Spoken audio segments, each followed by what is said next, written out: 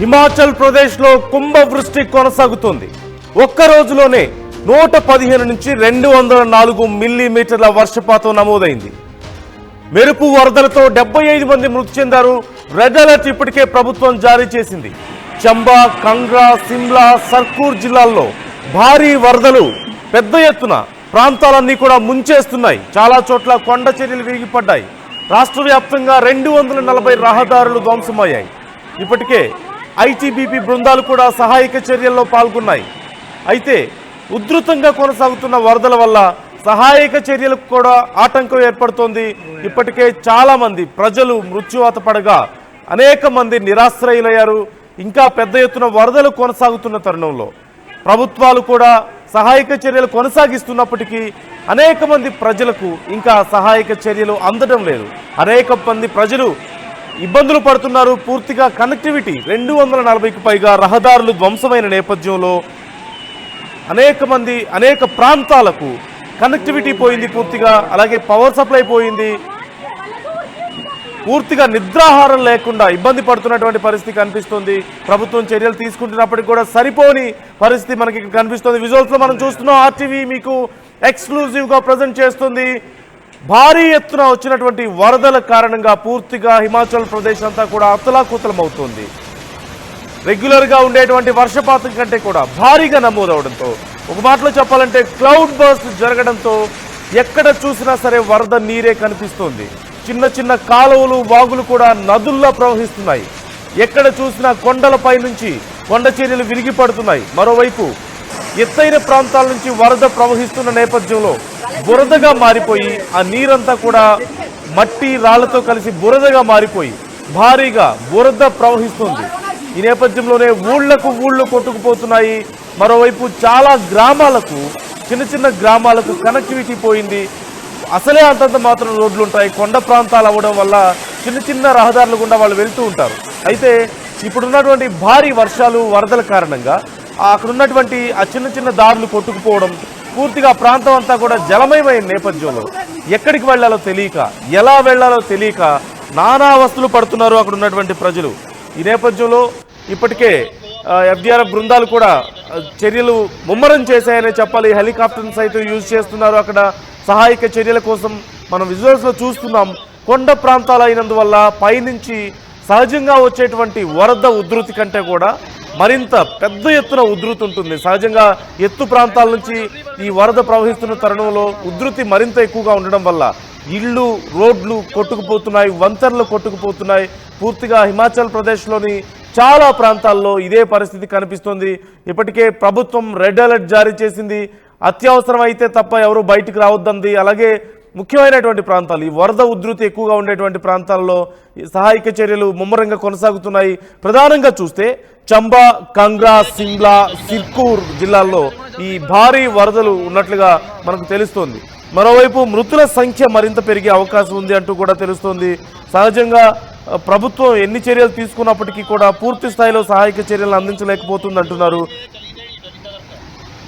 ఇప్పటికే 75 మంది మృతి చెందినట్లుగా తెలుస్తుంది. మృతుల సంఖ్య 75కు చేరింది అఫీషియల్గా ఉన్నటువంటి నంబర్స్ ప్రకారం. కానీ ఇంకా పెద్ద ఎత్తున మృతులు ఉండే అవకాశం ఉన్నట్లుగా తెలుస్తోంది. అలాగే కొండ చర్యలు విరిగిపడి పలు ఇళ్లు ధ్వంసమయ్యాయి. చంబా ప్రాంతంలోని వంతెన పూర్తిగా ధ్వంసమైనట్లుగా తెలుస్తోంది. రాష్ట్ర వ్యాప్తంగా రహదారులపై కొండ చర్యలు విరిగిపడడం వల్ల పెద్ద ఎత్తున ట్రాఫిక్ జామ్ అవుతుంది. దగ్గరలో ఉన్నటువంటి ప్రాంతాల నుంచి వచ్చి వెళ్లే వెహికల్స్తో. అలాగే మెరుపు వరదలు, కుంభవృష్టితో పరిస్థితి చాలా దారుణంగా ఉంది. చాలా చోట్ల సహాయక చర్యలకు సైతం ఆటంకం కలుగుతున్నట్లుగా తెలుస్తోంది. ఒక్కసారిగా భారీగా వర్షాలు నమోదైన నేపథ్యంలో ఇలాంటి పరిస్థితి నెలకొందనే చెప్పాలి. 115 నుంచి 204 మిల్లీమీటర్ల వర్షపాతం నమోదైంది. ఎక్కడ చూసినా సరే ప్రజల హాహాకారాలే కనిపిస్తున్నాయి. ఎక్కడ చూసినా సరే కొట్టుకుపోయిన ఇళ్ళు, వంతెనలు, రోడ్లే మనకు కనిపిస్తున్నాయి. కొన్ని చోట్ల మనం విజువల్స్లో చూస్తున్నాం, కార్లు కొట్టుకుపోతున్నాయి, బురదలో కూరుకుపోతున్నాయి. కనీసం ప్రభుత్వం వచ్చి ఆదుకునేలాగా బ్రతుకుంటామో లేదో తెలియక వేరే ప్రాంతాలకు స్వతహాగా వెళ్దామని ప్రయత్నాలు చేస్తున్నప్పటికీ కూడా ఈ భారీ వరదల కారణంగా ఎక్కడికి వెళ్ళలేని పరిస్థితి కనిపిస్తోంది. కార్లు, బస్సులు కూడా కొట్టుకుపోతున్న తరుణంలో ఇక ఎలా బయటపడాలో తెలియక, ప్రభుత్వం నుంచి సహాయక చర్యలు ఎప్పుడు అందుతాయో తెలియక ప్రాణాలు గుప్పెట్లో పెట్టుకొని బ్రతుకుతున్నటువంటి పరిస్థితి మనకు కనిపిస్తోంది. మరోవైపు హిమాచల్ ప్రదేశ్లో మరి ఇంకెన్ని రోజులు ఇలాంటి వర్షపాతం ఉంటుందనేది కూడా అధికారులు అంచనా వేయలేకపోతున్నారు. ఈ నేపథ్యంలోనే మరికొన్ని రోజుల పాటు, మొన్న మనం చూసాం 2 రోజుల క్రితం కూడా అధికారులు చెప్పారు, మరొక వారం రోజుల పాటు హిమాచల్ ప్రదేశ్లో వర్షపాతం ఉండే అవకాశం ఉంది, ఈ వరదలు ఇలాగే ఉండే అవకాశం ఉంది అంటూ చెప్పారు. ఈ నేపథ్యంలో ఇంకా ఎన్ని రోజుల పాటు ఈ వర్షపాతాలు కొనసాగుతాయో, ఈ వరదలు కొనసాగుతాయో తెలియక ప్రజలు బిక్కుమంటూ బ్రతుకుతున్నారు.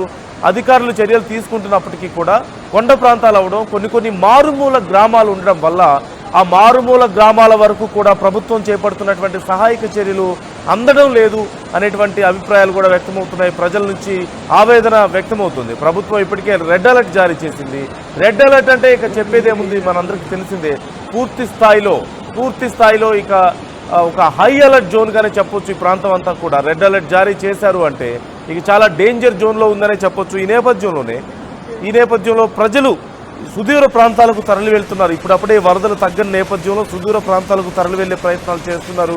అధికారులు పునరావాస కేంద్రాలను ఏర్పాటు చేశారు. అయినప్పటికీ కూడా ఇప్పటికే 75 మంది మృతి చెందారంటూ చెప్తున్నారు అధికారులు. కానీ ఈ సంఖ్య మరింత పెరిగే అవకాశం ఉన్నట్లుగా తెలుస్తోంది.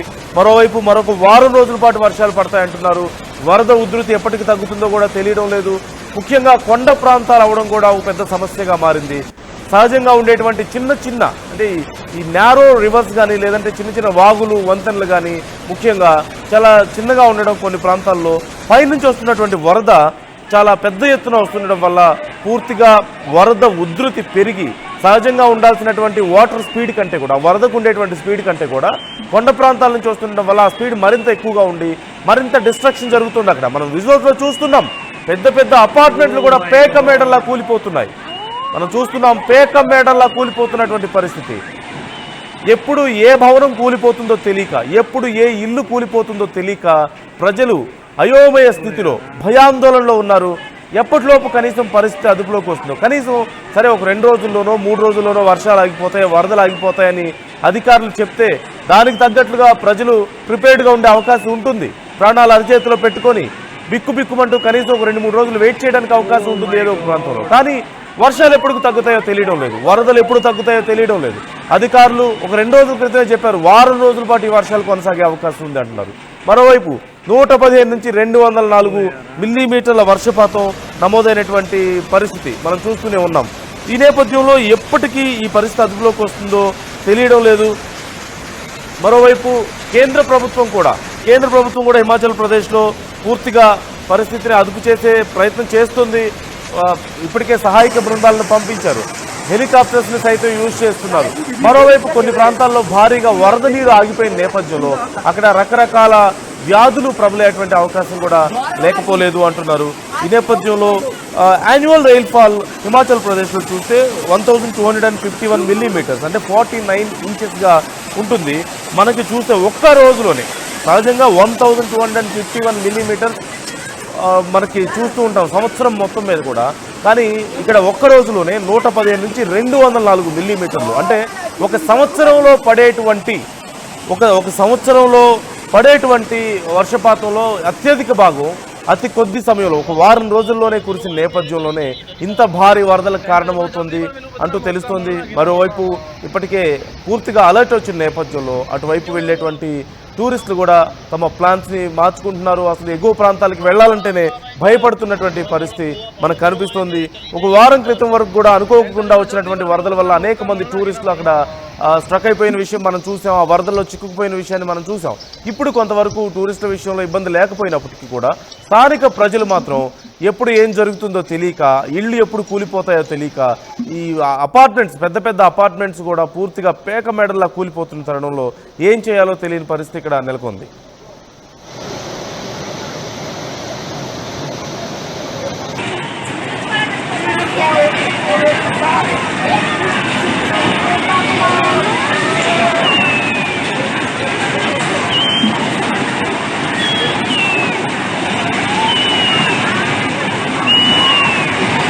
Oh my God! Oh, भगवान के वाला दूर क्यों निकला है?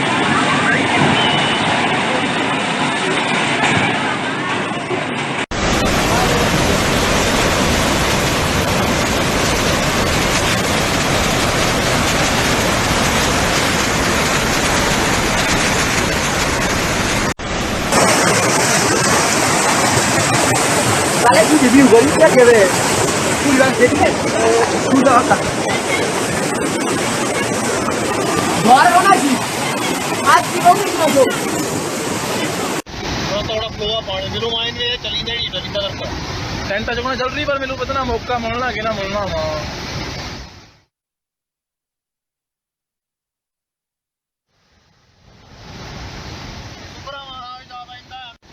थोड़ा फ्लो आ पानी मिलो माइन में కేజీకి అర కేజీ శారీస్ ఫ్రీనా ఏం కొన్నావురా? అమ్మకి 10, అత్తమ్మకి 6, అమ్మమ్మకి 4 కేజీలు చీరలు మామా. అబ్బో ఇక్కడ కేజీ చీరలు కొంటే అర కేజీ చీరలు ఫ్రీ అంట.